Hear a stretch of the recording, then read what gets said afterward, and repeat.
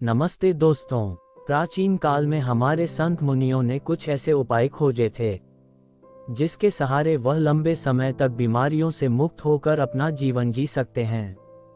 आज के वीडियो में हम उनमें से सबसे महत्वपूर्ण नियमों का जिक्र करेंगे जो बहुत आसान है और जिसे अपनाकर कोई भी व्यक्ति, पुरुष या महिला, बूढ़ा या बच्चा अपना सकता है और बीमारियों से मुक्त और स्वस्थ जीवन जी सकता है।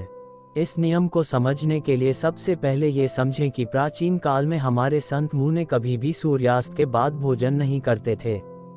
चरक संहिता में इसका कारण बताते हुए कहा गया है कि मानव शरीर में जठराग्नि होती है जो पाचन क्रिया को नियंत्रित करती है, जिसे कुछ लोग पाचक अग्नि के नाम से भी जानते हैं। और यह जठराग्नि यानी पाचक अग्नि सूर्य के संपर्क में आने पर अच्छे से काम कर सकती है। और जब कोई व्यक्ति सूर्य डूबने के बाद भोजन करता है तो रात के समय उसकी पाचक अग्नि सक्रिय नहीं होती है, जिसके कारण धीरे धीरे पाचन क्रिया में बाधा उत्पन्न होने लगती है और इसके कारण समय के साथ शरीर में बीमारियां उत्पन्न होने लगती हैं।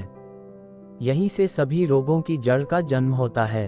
अगर इस जड़ को यही खत्म कर दिया जाए, मिटा दिया जाए तो शरीर जीवन भर रोगों से मुक्त रह सकता है। अब समझने वाली बात यह है कि जब हमारी जठराग्नि यानी पाचन अग्नि ठीक से काम नहीं करती है तो हमारी प्राण शक्ति को काम करना पड़ता है और हमारी प्राण शक्ति एक समय में एक ही काम अच्छे तरीके से कर पाती है। जब हमारी महत्वपूर्ण ऊर्जा पाचन में शामिल होती है तो हम गहरी नींद नहीं ले पाते हैं और इसी कारण से कुछ लोग 8-8, 10-10 घंटे की नींद लेने के बाद भी सुबह थका हुआ महसूस करते हैं। इसका कारण यही है, प्राण शक्ति की ऊर्जा जो रात के समय हमारे शरीर को अंदर से ठीक करती है, उसकी मरम्मत करती है। फिर यही ऊर्जा रात के समय जब मनुष्य सोता है तो उसके शरीर के रोगों को ठीक करने में अपना समय व्यतीत करेगी और धीरे धीरे इससे आपका शरीर अपने आप ही अपने रोग ठीक कर लेगा। लेकिन इसके लिए आपको अपना रात का खाना सूरज डूबने से पहले करना होगा ताकि सूरज के संपर्क में रहने वाली आपकी पाचन अग्नि बेहतर तरीके से काम करे। यह आपके भोजन को जल्दी पचाने में मदद करेगा, जिससे आपकी जीवन शक्ति अन्य कार्य कर सकेगी। मान लीजिए कि आप शाम को 6 से 7 बजे के बीच खाना खाते हैं, इसके बाद आप 9 से 10 बजे के आसपास सो जाते हैं, तो इन 2 से 3 घंटों में आपका ज़्यादातर खाना पच जाता है और बाकी का भोजन रात्रि के 1 बजे तक पूरी तरह से पच जाता है। और उसके बाद आपकी जीवन शक्ति आपके शरीर की मरम्मत करने लगती है, आपके शरीर की बीमारियों को ठीक करने में लग जाती है। और यही वह समय होता है जब आपका शरीर खुद को डिटॉक्स करना शुरू कर देता है। इसी प्रक्रिया को अर्ध उपवास कहा जाता है, जिसकी पूरी अवधि 16 घंटे की होती है। लेकिन जो लोग दिन में 16 घंटे उपवास करने में सक्षम नहीं है वो 12 घंटे से शुरुआत कर सकते हैं। यानी कि अगर आपने रात्रि को 7 बजे भोजन किया है तो आप अगले दिन सुबह 7 बजे ही भोजन करें, जिससे कि आपकी बॉडी को तकरीबन 6 घंटों का समय मिलता है खुद को रिपेयर करने का। इस अर्थ उपवास में हमारे शरीर में क्या प्रक्रिया घटित होती है, पहले इसको समझिए। जब हम अर्ध उपवास करते हैं तो हमारे शरीर को पूरी तरह से भोजन नहीं मिलता, इसीलिए शरीर अपनी ज़रूरतों को पूरा करने के लिए अपनी कोशिकाओं में जो बैक्टीरिया होते हैं उनको ही खाना शुरू कर देता, और इसी वजह से हमारी कोशिकाओं का अपने आप शुद्धिकरण होने लगता है। वैज्ञानिक भाषा में इसे ऑटोफेजी कहा जाता है, जिसका मतलब होता है बॉडी को सेल्यूलर लेवल पर डिटॉक्स करना। सिर्फ 21 दिन के लिए जो मनुष्य इस प्रक्रिया को अपना लेता है उसकी त्वचा में निखार आने लगता है, उसके बाल गिरने कम हो जाते हैं, सुबह अच्छी ताजगी होती है, रात को नींद गहरी आती है और मानसिक तनाव बिल्कुल मिट जाता है। कुछ लोगों को लगता है कि अर्ध उपवास करने से उनका शरीर कमजोर हो जाएगा, लेकिन अर्ध उपवास करने से शरीर का फैट कम होता है, मसल्स लॉस नहीं होता, और मसल्स लॉस नहीं होता इसीलिए शरीर की क्षमता अपने आप बनी रहती है। अब तक आप ये समझ चुके हैं कि आपकी प्राण शक्ति आपकी बीमारियों को ठीक करने के लिए किस प्रकार कार्य करती है, किस समय आपको भोजन करना चाहिए ताकि आपकी प्राण शक्ति पूरी ऊर्जा के साथ काम कर सके। ये हम समझ चुके हैं, लेकिन इसके बाद जो समझने वाली बात है वो ये है कि आज के समय में काम करते करते आदमी अपनी दैनिक दिनचर्या बिल्कुल छोड़ देता है। वो किस प्रकार सही समय पर भोजन करें, अगर वो रात के समय काम करता है तो वो किस प्रकार भूखा रहे, क्योंकि उसे तो आदत हो चुकी है रात के समय देर से खाना खाने की, और कुछ लोगों के साथ समस्या ऐसी है कि वो भूखे नहीं रह सकते। थोड़ी थोड़ी देर में उन्हें भूख लगती रहती है। तो ऐसे लोग किस प्रकार इस प्रक्रिया का लाभ उठा सकते हैं? देखिए, अगर आप 16 घंटे का उपवास कर रहे हैं तो उसके लिए आपको बीच बीच में कुछ लिक्विड चाहिए, जिससे आपकी बॉडी भी हाइड्रेटेड रह पाए और आपके शरीर को डिटॉक्स करने की प्रक्रिया भी तेज हो जाए। शुरुआत में अगर आप अपना रात्रि का भोजन 7 बजे कर लेते हैं तो आपको सुबह 10 बजे तक भूख लगेगी ही लगेगी। उस समय जब आपको भूख लगे तो उस समय आप नारियल पानी पी सकते हैं। इससे शरीर में बहुत सारे लाभकारी फायदे भी होंगे और आपके डिटॉक्स की प्रक्रिया तेज हो जाएगी। इसके अलावा आपको कॉफ़ी भी पी सकते हैं, और जिन लोगों का वज़न ज़्यादा बढ़ा हुआ है, जो अपने वज़न को कम करना चाहते हैं, ऐसे लोग थोड़े गर्म पानी में एक नींबू निचोड़कर उसको पी सकते हैं। इससे उन्हें अद्भुत लाभ होंगे। कुछ ही दिनों में वो पाएंगे कि उनके शरीर का वज़न कितनी तेजी के साथ घट गया है।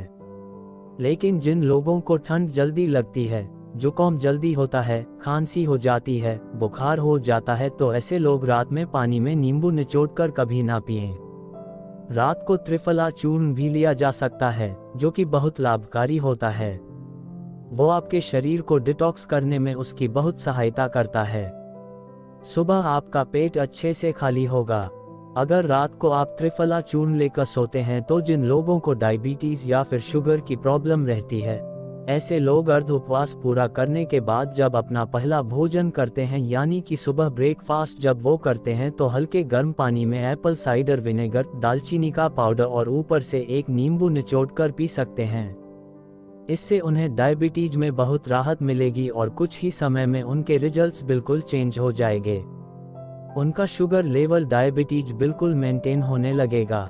जिन लोगों को हार्ट की प्रॉब्लम ज़्यादा रहती है, ऐसे लोग सुबह ब्रेकफास्ट में ओट्स या फिर लौकी का जूस ले सकते। ये उनकी त्वचा के लिए, उनकी बॉडी को डिटॉक्स करने के लिए और हार्ट के लिए सबसे ज़्यादा बेनिफिशियल होता है। जिन लोगों का डाइजेशन ठीक नहीं होता है, ऐसे लोग पानी में अजवाइन और जीरा गर्म करके उस पानी को ठंडा करके पी सकते हैं। इससे उनकी पाचन क्रिया बहुत सुलभ हो जाएगी। और जिन लोगों को अर्ध उपवास करने में दिक्कत होती है, बार बार भूख लगती है, तो ऐसे लोग हल्के गर्म पानी में शहद मिलाकर पी सकते हैं। ये उनकी भूख को मिटा देगा और उनके शरीर को डिटॉक्स करने में बहुत मददगार ही साबित होगा। कुछ लोग जल्दी रिजल्ट पाने के लिए हफ्ते में 2-2 दिन उपवास करते हैं, लेकिन फिर 5 दिन पेट भर भर के भोजन करते हैं। इससे उनको जल्दी रिजल्ट्स तो मिल जाते हैं, लेकिन ज़्यादा समय तक ऐसे रिजल्ट्स टिकाऊ नहीं होते। अर्ध उपवास यानी कि इंटरमिटेंट फास्टिंग धीरे धीरे रिजल्ट दिखाती है, लेकिन इसके जो रिजल्ट होते हैं वो परमानेंट होते हैं। इसमें ऐसा नहीं होता है कि जैसे ही आपने फास्टिंग करनी छोड़ी वैसे ही आपका फिर से वही हाल हो गया। इसमें एक बार आपके शरीर को जो फायदे हो गए वो बहुत समय तक मिटते नहीं है। देखिए, हर कोई अर्ध उपवास कर भी नहीं सकता है, क्योंकि जो स्पोर्ट्समैन होता है, जो खेल कूद में होते हैं, उनके शरीर को रेगुलर डाइट चाहिए होती है, क्योंकि उनके लिए एक हेल्थ से ज़्यादा परफॉर्मेंस जरूरी होती है। इसी तरह बच्चों को भी अर्ध उपवास नहीं करना चाहिए। और जो लोग मधुमेह के पेशेंट हैं, जिनका शुगर लेवल गड़बड़ रहता है, ऐसे लोगों को अगर अर्ध उपवास करना है तो समय समय पर अपना sugar level, blood sugar level check करवाते रहिए। जो लोग अर्ध उपवास का सही तरीके से पालन करते हैं, उनके शरीर की प्रतिशत बीमारियां खुद ही ठीक हो जाती है। और जिन लोगों को कोई बीमारी नहीं होती, ऐसे लोग अर्ध उपवास करके अपनी बॉडी को डिटॉक्स कर सकते हैं, जिससे कि भविष्य में उनको कोई बीमारी नहीं होगी। यही हमारे संत मुनियों का जीवन भर स्वस्थ रहने के लिए अचूक मंत्र था, जिसका आयुर्वेद चरक संहिता हर जगह उल्लेख मिलता है। चरक संहिता में अर्ध उपवास के साथ एक और नियम जोड़ा गया था, लेकिन वो आज के समय में संभव नहीं है। लेकिन फिर भी मैं आप लोगों के सामने उसका उल्लेख करना चाहता हूँ। शायद कुछ लोग उसका पालन कर पाए, और अगर आप पालन कर पाते हैं या नहीं भी कर पाते हैं तो कमेंट सेक्शन में जरूर बताना। देखिए, पुराने समय में जो खाना पकता था वो मिट्टी के बर्तनों में पकता था, और यह बहुत जरूरी होता था कि उस खाने को पकाने के लिए उसमें वायु का स्पर्श हो, उसमें प्रकाश का भी स्पर्श हो, उसमें अग्नि का स्पर्श हो और उसमें मिट्टी का भी स्पर्श हो। उस समय मिट्टी का ही बर्तन होता था। अग्नि का स्पर्श खाने को पकाने के लिए दिया जाता था, और सूर्यास्त से अगर पहले खाना पकेगा तो उसमें प्रकाश का भी स्पर्श आ जाएगा और वायु का भी स्पर्श आ जाएगा। क्योंकि खाना प्रेशर कुकर में नहीं पकता था, खुले बर्तन में पकता था, जिससे वायु उसको स्पर्श कर सके। लेकिन आजकल की जीवन शैली में यह संभव नहीं। इसीलिए कम से कम हम अर्ध उपवास करना तो सीखें। चाहे हम उस तरह का भोजन तैयार नहीं कर पा रहे, लेकिन अर्ध उपवास करके अपने शरीर को फायदा तो पहुंचा सकते हैं। तो दोस्तों, उम्मीद करता हूं आपको इस कहानी से एक अच्छी सीख मिली होगी। ये कहानी आपको कैसी लगी हमें कमेंट बॉक्स में कमेंट करके ज़रूर बताएं, और साथ ही इस कहानी को अपने दोस्तों के साथ ज़रूर शेयर करें ताकि उन्हें भी इस कहानी से कुछ सीखने को मिल सके। धन्यवाद।